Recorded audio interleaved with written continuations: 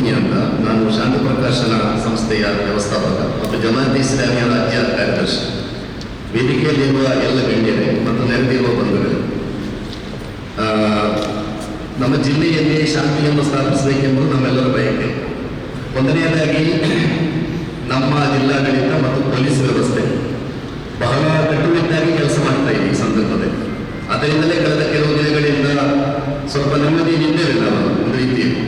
ಆದ್ದರಿಂದ ಪೊಲೀಸ್ ವ್ಯವಸ್ಥೆಗೆ ಮತ್ತು ಜಿಲ್ಲಾಡಳಿತಕ್ಕೆ ಅವರ ಕೆಲಸ ಮಾಡಲಿಕ್ಕೆ, ಅವರು ಯಾರ ಪರವಾಗಿ ಕೆಲಸ ಮಾಡೋದು ಬೇಡ, ಅವರು ಹಿಂದೂಗಳ ಪರ ಕೆಲಸ ಮಾಡೋದು ಬೇಡ, ಮುಸ್ಲಿಮರ ಪರ ಕೆಲಸ ಮಾಡೋದು ಬೇಡ, ಅವರು ನ್ಯಾಯಕ್ಕಾಗಿ ಕೆಲಸ ಮಾಡ್ತಾರೆ ಮತ್ತು ಆ ಕೆಲಸವನ್ನು ನಾವೆಲ್ಲ ಖಂಡಿತವಾಗಿ ಬೆಂಬಲಿಸುತ್ತೇವೆ.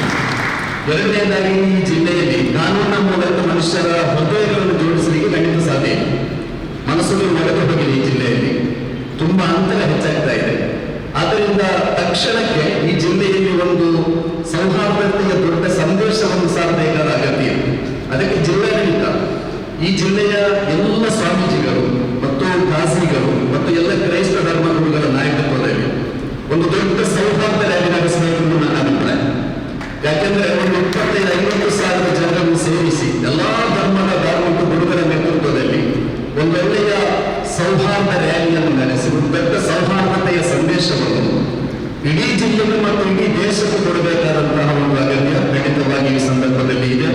ಅದಕ್ಕೆ ಜಿಲ್ಲಾಡಳಿತ ಹೆಚ್ಚು ಮುತುವರ್ಜಿ ವಹಿಸಿದರೆ ಈ ಜಿಲ್ಲೆಯ ಒಟ್ಟು ಜನತೆಗೆ ಒಂದು ತುರ್ತು ಸಂದೇಶವನ್ನು ಕೊಡಲಿಕ್ಕೆ ಸಾಧ್ಯ ಇದೆ ಎಂದು ನನ್ನ ಅಭಿಪ್ರಾಯ. ಎರಡನೇದಾಗಿ ಈ ಜಿಲ್ಲೆಯಲ್ಲಿ ಧಾರಾಳ ವಿದ್ಯಾಸಂಸ್ಥೆಗಳಿವೆ, ವಿದ್ಯಾಸಂಸ್ಥೆಯ ಮುಖಂಡರು ಕೂಡ ಧಾರಾಳ ಇದ್ದಾರೆ.